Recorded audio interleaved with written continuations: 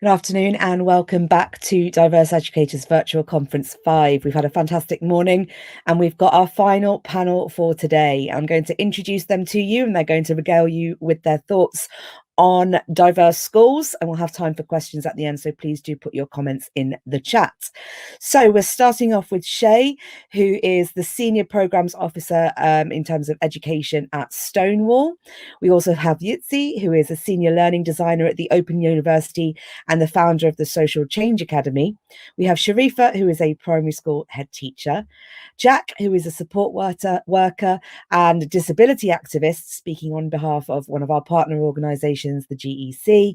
And finally, we have Kate, who is an interdisciplinary scholar and lecturer, specialising in secondary school physical education teaching at Leeds Beckett University, which is another one of our partner organisations. It's really good to see you here today. We're going to go straight over to Chay for your input. Thank you, Chay.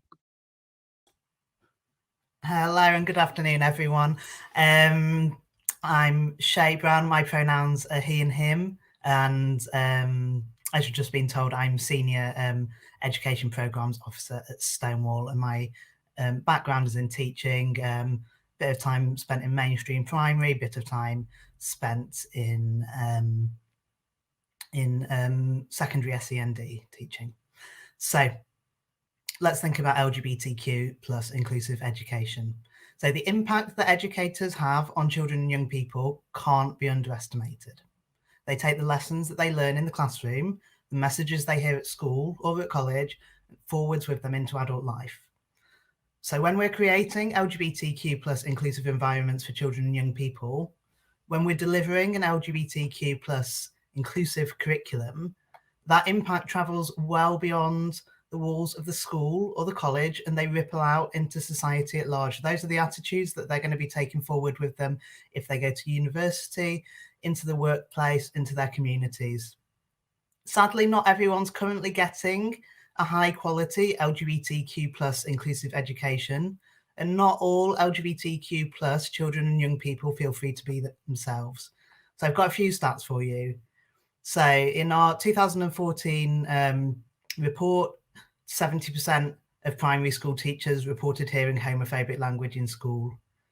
From our 2017 research into LGBT young people, 45% had experienced homophobic, biphobic or transphobic bullying. For disabled LGBT young people, rates are higher, that's 60% for that group.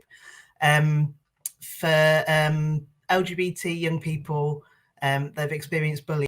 Only 29% of them said that teachers intervened when they witnessed homophobic, biphobic or transphobic bullying. Research that's just about to come out from Just Like Us found that 52% of Black LGBT plus young people and 57% of Asian LGBT pupils felt safe at school in the past year.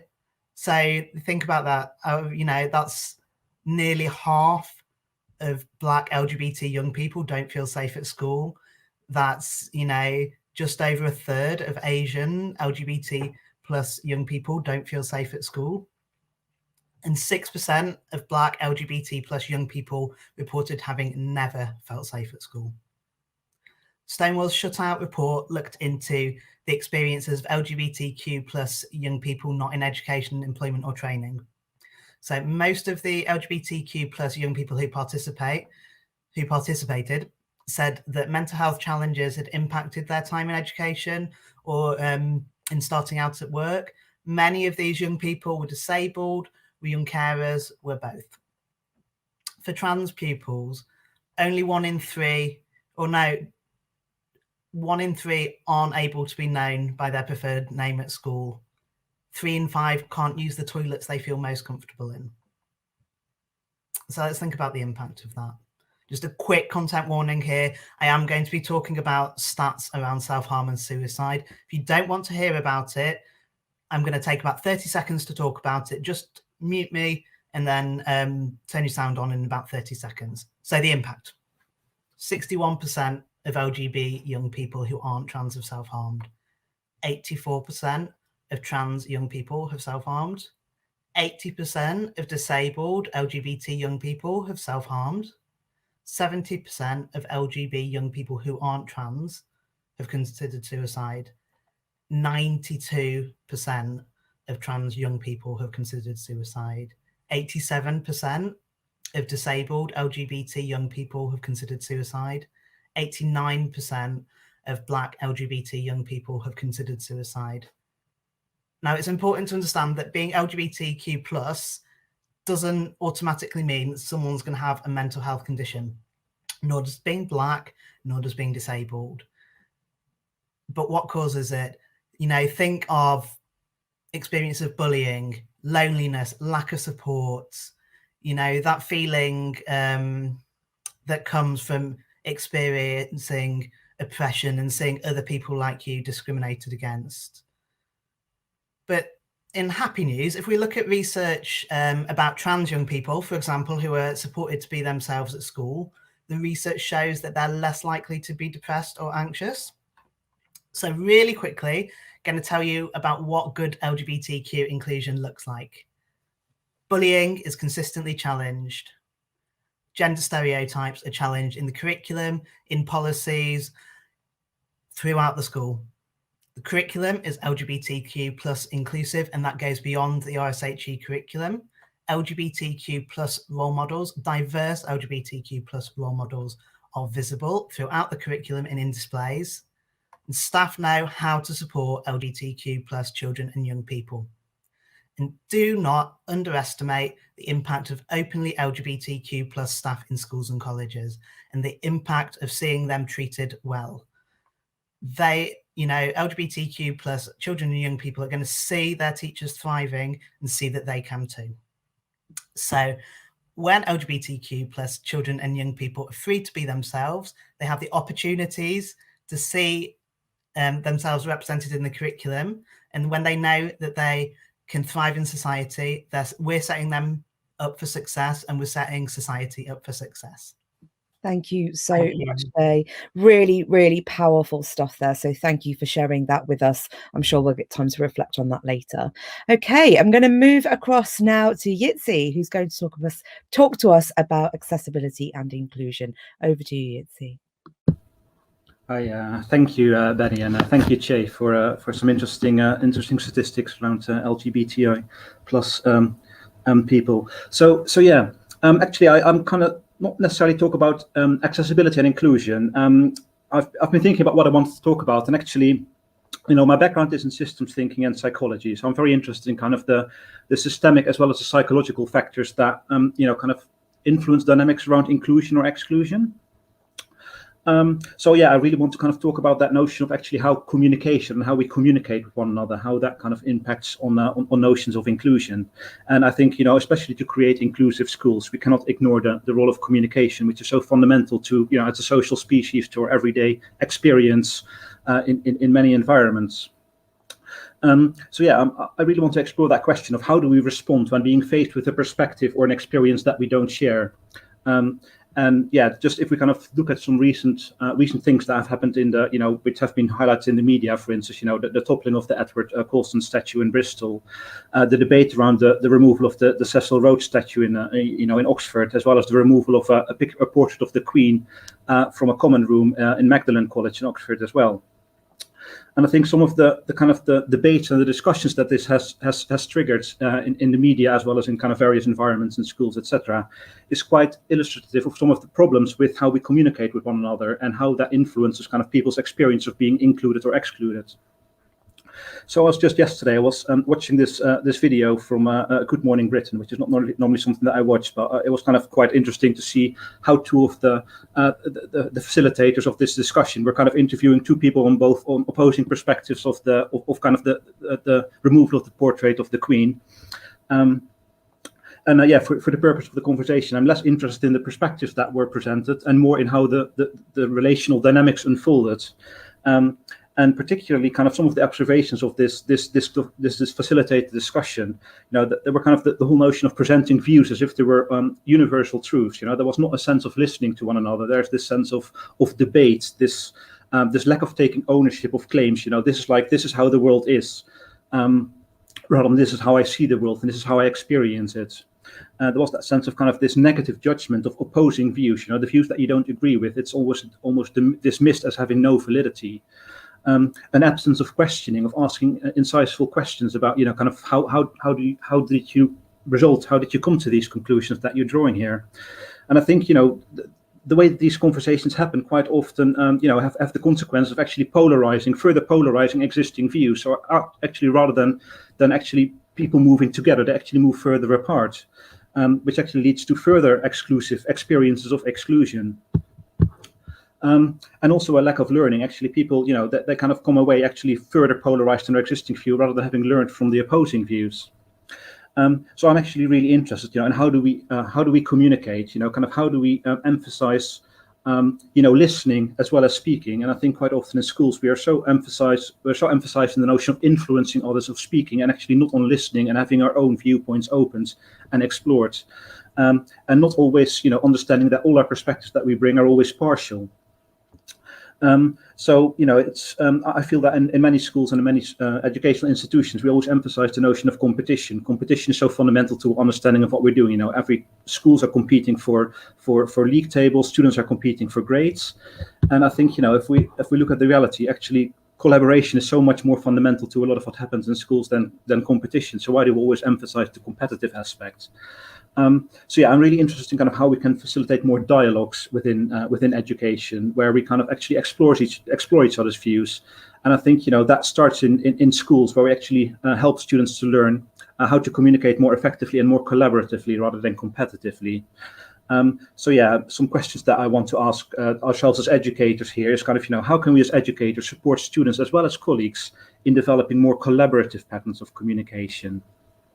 How can we support students as well as colleagues in becoming more comfortable in constructively questioning our own views and perspectives, rather than always kind of engaging with others in opposition? And how can we shift away from this predominantly competitive metaphors to perhaps more metaphors of communication and collaboration, to kind of emphasize more inclusive behaviors in our environments? So yeah, I'll end there. So thank you for that. Thank you for that. It's really powerful questions for us all to reflect on, and perhaps actually in the comments, if people have got some ideas, they can jot those down and respond to those. So I'm going to move over now to Sharifah. Sharifah, you've been following all morning, I've seen, and now it's your turn to have your input. Well, thank you so much for having me, and please do bear with me, because as Hannah knows, I am suffering terribly from hay fever. I've had a bit of an overdose of antihistamine this morning, so going to go off the cuff, but I've actually written some notes here that just in case. So hopefully I make sense. And do please feel free to interact with us as well. So I am the head teacher of a one-form primary school. This is the beginning of my work, and this is definitely not the end. Before I even started in teaching, because I was at a graduate teacher training program 16 years ago, like all of us here, I wanted to make a difference. I had 4 young children. I was ambitious. I was inspired. I wanted to inspire our children, my children, to make a difference. And I wanted to ensure then, 16 years ago, that every child had the privilege that my children had, that I had as well. Because I do, you know, sort of understand that I have lived a life of privilege. I have had an education. I've got a roof over my head. We have got nearly everything that we want. But it was only when I started teaching in several different schools, I observed for myself the stark differences. I saw the communities and the families that were at a disadvantage. I noticed the less privileged. I noticed the stigma against certain communities based on very unjustifiable bias and racial discrimination. The discrimination and bias that I saw was against the majority, you know, the Black community, the Black pupils I served, the traveler community I served, the Asians, the refugees, the asylum seekers.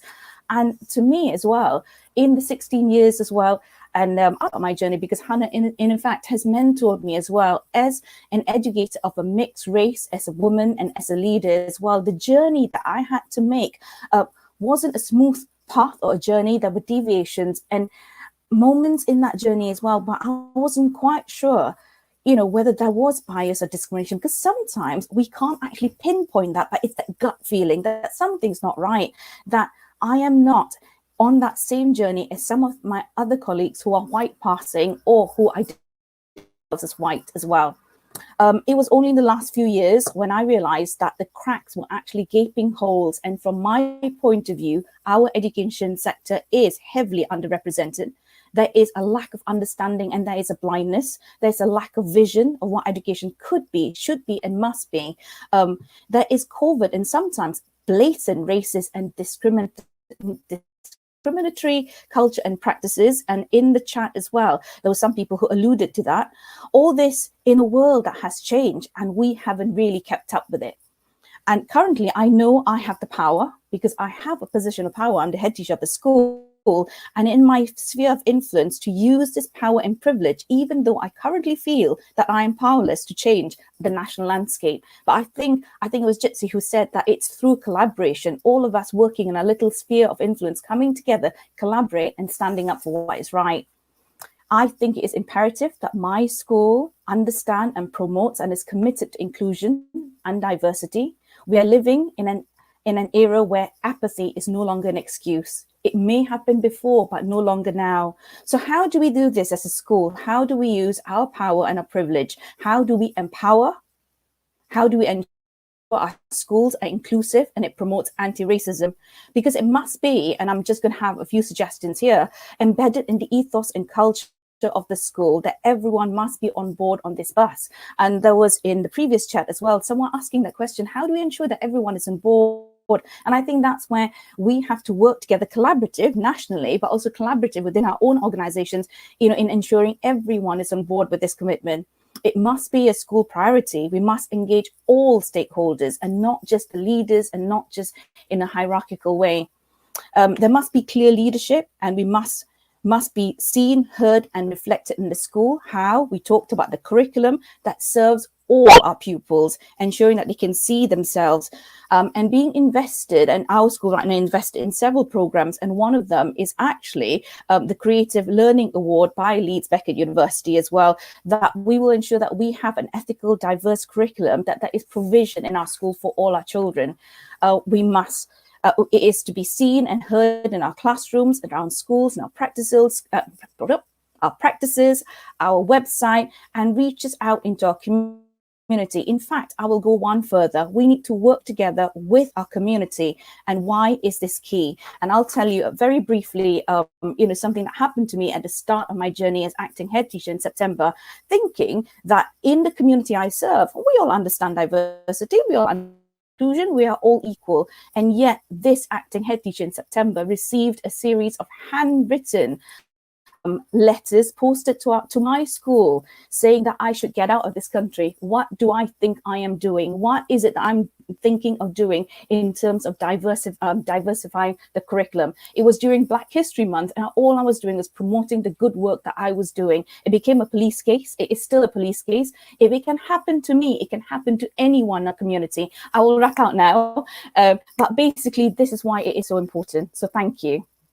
Thank you for that, Sharifah. Really, really interesting to hear your perspective. So I'm going to move on now to Jack from the GEC, one of our partner organisations. Over to you, Jack. Hello, everyone. Thank you for letting me speak. Slightly nervous. I have got some notes prepared. So I'm from the GEC, and I'm just going to explain a little bit about what we do and what we bring to the table. So the GEC is a collective of experts in all these different fields around the 9 protected characteristics, and we want to make the world more inclusive and more diverse while respecting equality and ensuring equality of opportunity for everyone.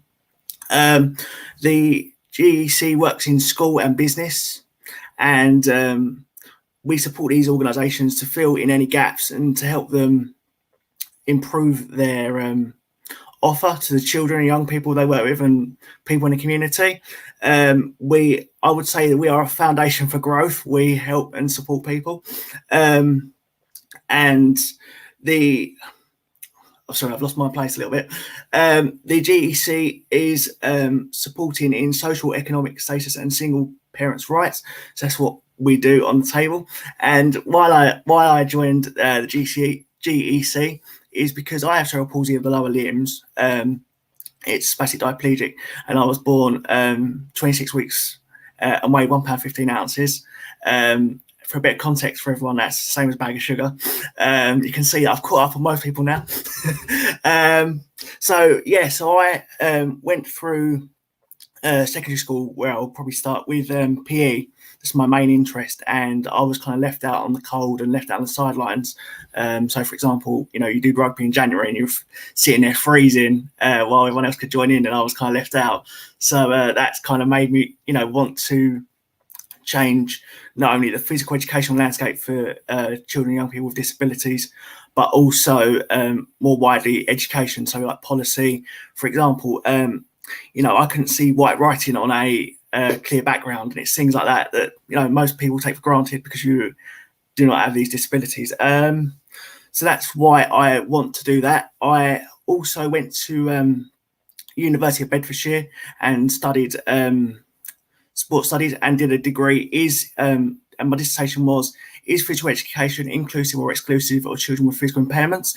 And what I learned and gained from that experience was that physical educators don't know enough about all these different disabilities and different impairments that every child has. They may not have the support and training from their organisations, and it really opened my eyes that there is more than just one side to a story.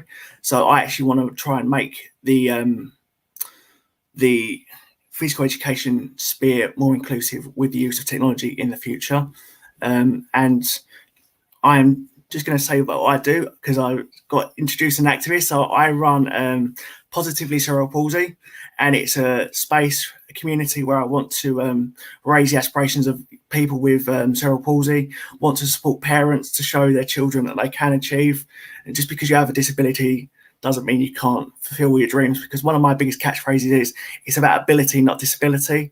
And I'm just, before I wrap up because I'm not sure on time, I'm just going to promote the GEC, the CPD that we're starting. It's all new webinars, and we have a blog, and we can support people through the collaborative of asking questions, answers, so on and so forth. But yeah, that is everything I'd like to say.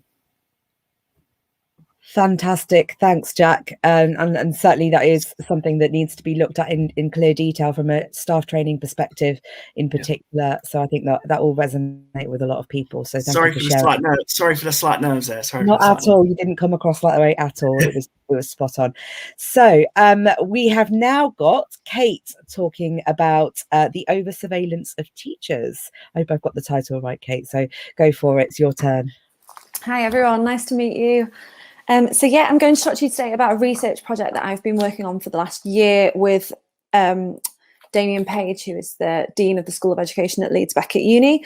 And we have been looking at how teachers have been over-surveyed throughout the pandemic. So previously there was tons and tons of controversy about CCTV just being in school, but throughout the last year, we've gone so far beyond the access that parents have, that teachers have, to seeing what teachers do every single day. So just to talk to you really about the purpose of the paper was kind of to highlight how much teachers have been over surveyed in terms of surveillance mechanisms online and digital surveillance over the last year. And obviously the point of that being that when teachers are so focused around what they look like or how they are performing or how it looks like they are performing, how much that takes their time away from things that are potentially really needed in the classroom, such as thinking about the care and well-being of transgender children, like Chay said, or thinking about the differentiation needed, like Jack's just said. So I think it's really, really important that the topic's just contextualized within the theme of this conference, which is that by focusing more on what it looks like, or what teachers, that teachers are doing their job rigorously and performatively for other people through online teaching, how that can take away from the tasks that teachers really should be focusing on during this time. So we did 2 case studies. So the focus of the project was on early years teachers. So if you can imagine you're an early years teacher for the very first time, you've got to teach 35-year-olds. So you've gone from teaching in a classroom with 35-year-olds running around to teaching online where most parents are sat next to their 5-year-old child. So they've got an audience of every single parent or carer with the child too watching them. So we looked at 2 case studies of 2 early years teachers, one from Dubai and one in England. And it wasn't to compare the two, because you can't compare two completely different school systems. It would just be completely warped as a research project. But just to look at the strengths and weaknesses of how the teachers were cared for during the pandemic when they were all teaching online. So to look at one school in Dubai, for example, so the earliest teacher was teaching online. They never knew when SLT were dropping in for observations on their team's lessons. They never knew when they were being watched because it was on Microsoft Teams, you know, and you can only see the 4 people at the bottom. So they had no idea if managers were in there watching. They had a success criteria of 25 things that all teachers had to include in every single online lesson. So not just enough to try and keep the 5-year-olds engaged, but they had to perform to show that they were doing these 25 success criteria set by senior management for every single lesson. In Dubai, their national authority had the links to every single lesson. So on top of this, the equivalent of their Ofsted could drop in at any single time to observe them. So imagine how scary that would be to even just teach with every single parent watching, let alone not knowing when senior management were dropping in, let alone not knowing when Ofsted equivalent were dropping in. The teachers only got feedback on their online lessons when something was wrong, 0 positive praise ever. So they never got feedback unless something was wrong with the lesson. There was an overly strong parent voice. So during this time, there was a WhatsApp group with 800 sets of parents in it. So if the parents weren't happy, they would rant about it, as we all know a lot of parents do on social media groups. I'm sure Sharifah's maybe had some experiences with that, but hopefully not. Some parents recorded the lessons and then broadcasted them elsewhere, which is obviously completely unethical when it's got the videos of faces of 30 children, 30 children's homes. So the teachers never knew when the lessons were being recorded. SLT also didn't lay out to parents the hours of when the teachers would be working and wouldn't be. So there was no boundaries between when you were expected to get back to teachers, parents with their children's work marked. As a result of that, the school had a 24-hour turnaround period for all marking. And for the very first time, because all submissions were online, every single thing was trackable. Whereas previously, obviously, you wouldn't be able to, you wouldn't know.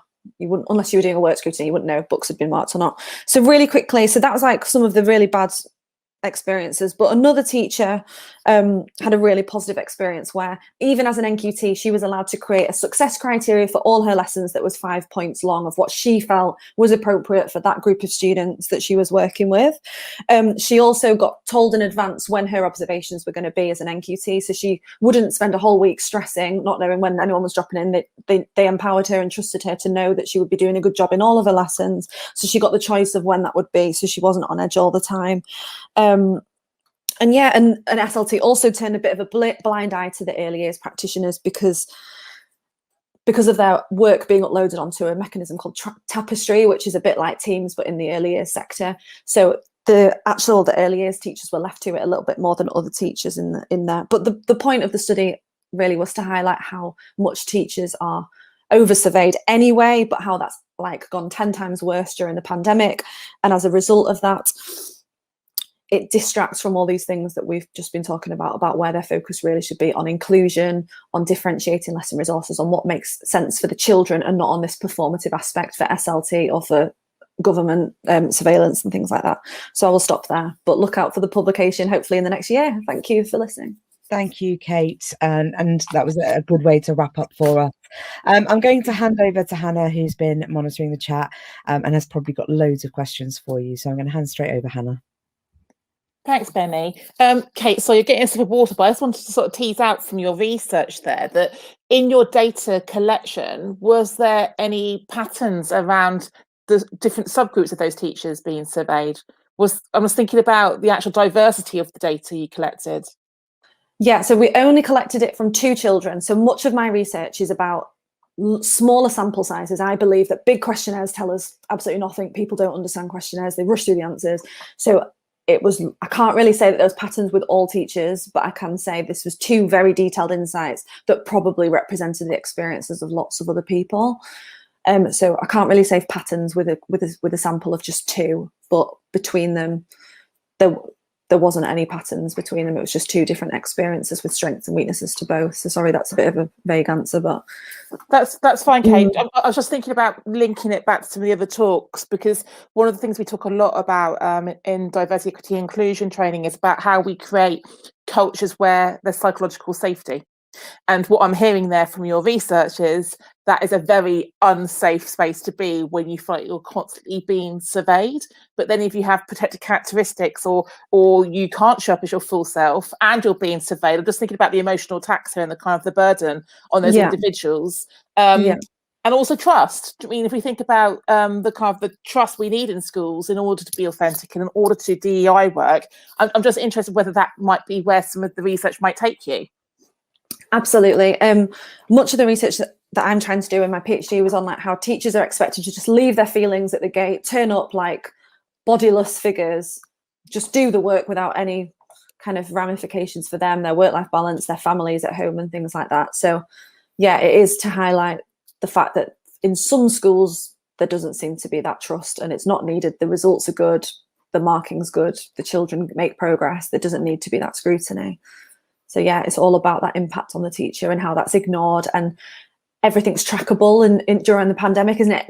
Most of our bosses, I've got a great supportive boss, 2 bosses, but you know, we never get asked what we're doing, and we're just empowered to get on with it. But anyone at any time could look probably at what most people are doing all day, every day. Everything's trackable for the first time, isn't it? And it's can be really stressful if you're working in an environment where you're not empowered just to be trusted to get on with it, because it's like evidence available all the time if you weren't looking for it. So thank you, Kate. Well, I was going to go to Sharifah next, actually, about empowerment. So Sharifah, you talked about you being empowered because of the position you now hold and being very aware of, just by being a head teacher, your sphere of influence has naturally kind of like increased. But you also talked about how you were going about empowering your staff. And one of the questions I didn't get a chance to ask Andy and Kirsty earlier on, as a head, I think this is great for the audience to hear this. Like, how are you putting DEI on the agenda when it comes to your self-evaluation form, your school improvement plan, your subject development? Like, for me, that's where it needs to be. Can you just share some thoughts about how that gives you leverage or helps to anchor it in the strategy of the school?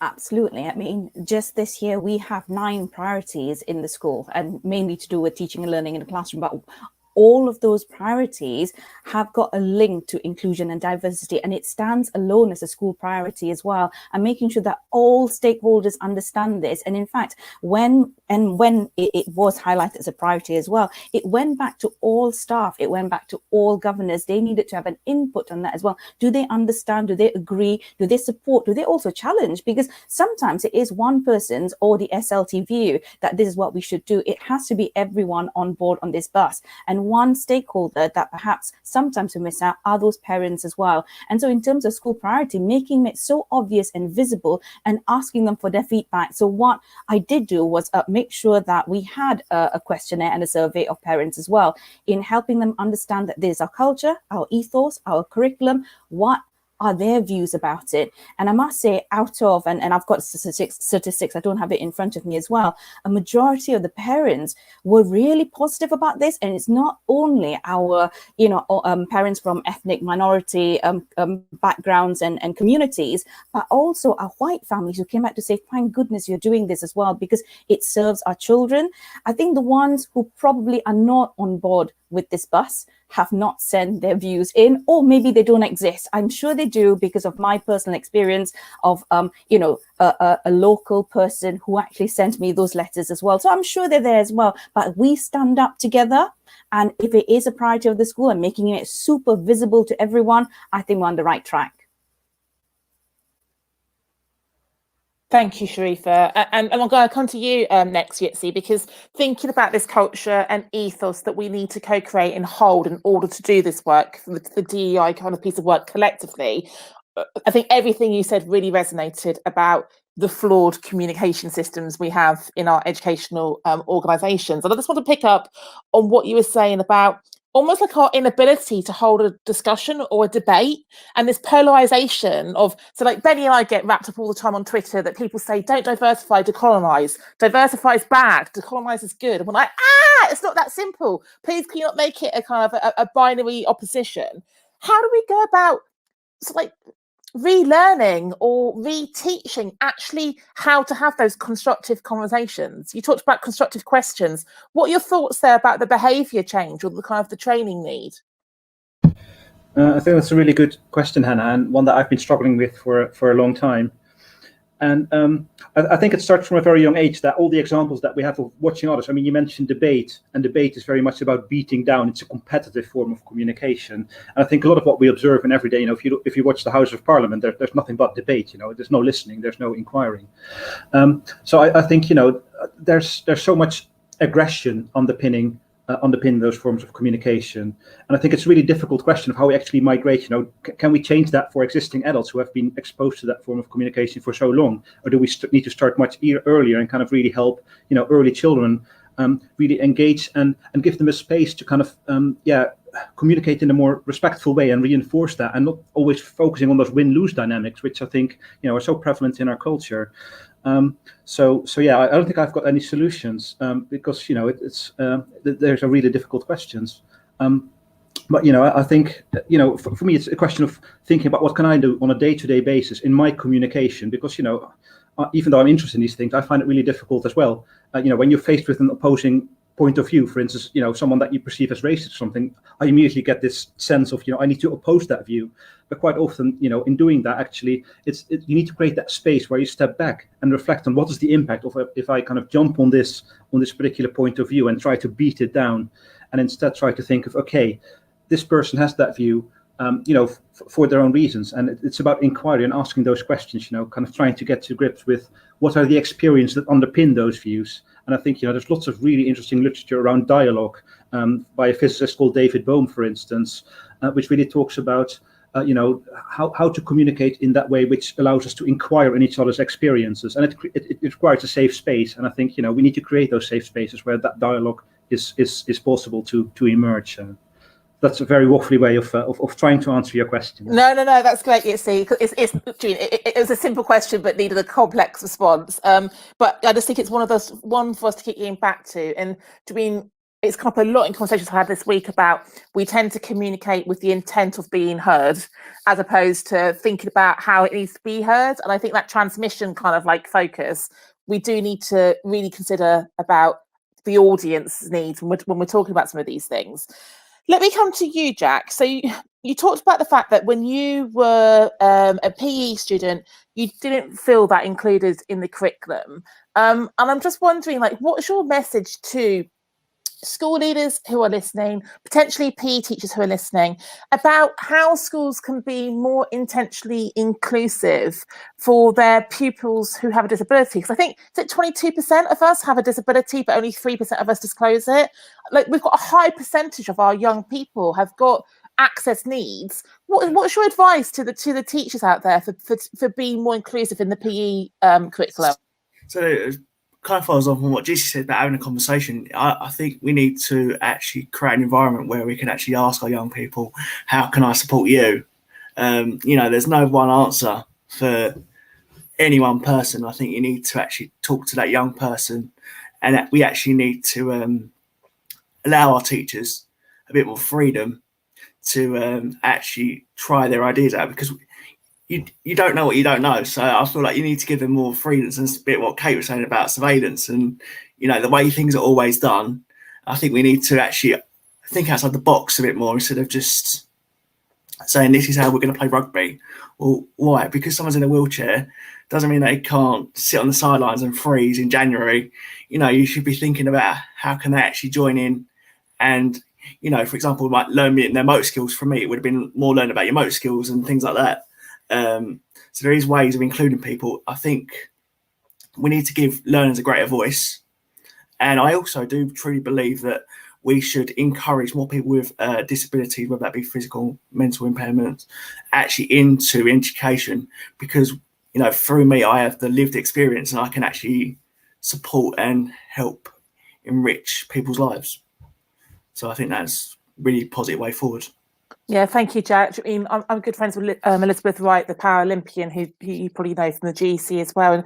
And she shares such a powerful narrative about the assumptions her teachers made about her, and teachers deciding what she could access rather than asking her what she could access. And just, I think a thread from today has been this idea of power dynamics, and are we asking the right questions, and are we truly listening to the questions we're actually asking, or are we choosing to elicit the bits we want to hear?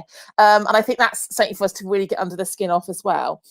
Chay, the data you shared was really sobering, and thanks for giving the audience the kind of the trigger warning, because it's hard hitting, isn't it? But that is the reality of where we are. And thinking about the intersectionality in the data when it comes to LGBTQI young people with the intersect of race or the intersect of disability, I mean, it is staggering. And I'm just wondering, like, how can we get schools to look at the data? Rachel talked about drill down data. Like, I don't think schools are looking at the DEI data in conjunction to the mental health and wellbeing data. And I've talked about it a lot in the last few months. What's your kind of your call to action for those listening about a more holistic, joined up approach to thinking about the needs of LGBTQI young people in particular? I think it's just really important for school staff, school leaders to understand there's more to, if you're thinking about LGBTQ plus young people, there's more to them than just being an LGBTQ plus young person. They they might be Black, they might have a disability, they might be a young carer. There's all this going around as well, and understanding that they're sort of the unique way that they're made up as a person and the unique way that they experience the world and how they experience barriers, in education and moving through the world. It's sort of having the understanding of that, because I think sometimes, with the best will in the world, we know that education staff often not had training in LGBTQ plus inclusion. They look at it in a very siloed way. Of here's the LGBTQ plus stuff, here's the race equity stuff, here's the disability and inclusion stuff, and they don't understand that there's a crossover. And when you're looking at role models, so for example, you might be talking about the civil rights movement in America. Are you talking about the fact that Bayard Rustin, he was at the forefront of making sure that the civil rights movement was peaceful, and he organized the March on Washington and things like that? But do people talk about the fact that we hear less about him because he was gay and because the rest of the movement were a bit ashamed of that because of homophobia? And it's our students having that sort of 360 view of these historical moments in history and of the people that they can potentially look up to. And I think that's a really good starting place, is just thinking about it a bit more. Thank you, Chay. I'm going to come back to you, Sharifah, for the final question. Chay talked about the kind of the ripple effects across the school, across society, in order to change attitudes. And thank you for sharing that story with us. I was already aware of it. I'm sorry what you went through as a new head teacher. That was a really difficult period for you. But we know that a lot of head teachers who are the faces of schools doing this work get grief. Okay, I was one of them. We know that Lee Hill got dragged through the national media recently.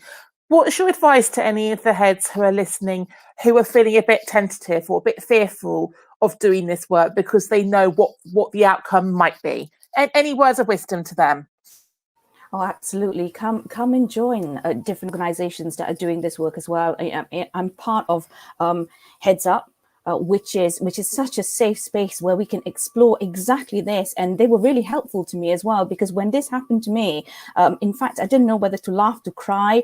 I was highly offended, but I didn't know where to go. And it was working in collaboration with the support and mentorship of others as well. And it's diverse ed, it's mixed ed. There's so many of us out there. Come and join us, come and collaborate. That word collaborate, it's not just working together, is giving you the strength and the resilience to stand up for what is right. Because it's a lonely place. I think leading any organizations, be it a school or any other organizations, when you are committed and you're not sure that the commitment is out there with everybody else as well, I think you need to find those other people who are leading their organizations and ask them, how did you do this? How do I go about doing this? How do I manage my own resilience? And of course, the effect on your own mental health, because my goodness me, it's a difficult journey ahead, isn't it? But it is we need to do this. There is no other way. We can't quibble with this anymore. If we were quibbling before, this is the time when we need to stand up, because it's not just about me or my children. It's for my children's children. It's for a future that I may not be there. But if we don't invest the time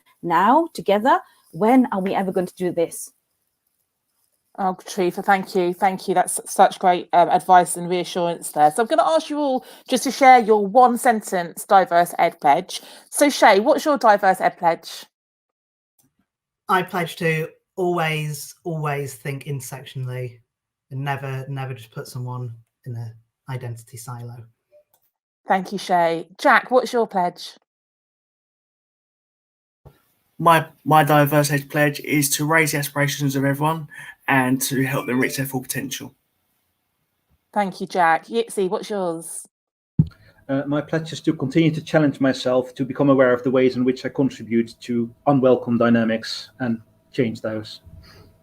Thank you, Jitse. Kate, what's your pledge? You need to unmute first. Oh, sorry, everyone. My pledge is to write up this paper because the data was collected last summer and I'm just here telling you about it now and I need to just write the thing. So I'm committing to that. Thank you. Thank you, Kate. And Sharifah, what's your pledge? Yeah, it's to further create a safe space for everyone in my community so that we can support and challenge each other. Brilliant. Thank you so much to all of our speakers from panel 4. Go and enjoy a very sunny June Saturday afternoon. Benny and I will be back in 1 minute just to share our thoughts and reflections from today. And we look forward to seeing the audience very, very soon for future events. Thank you very much.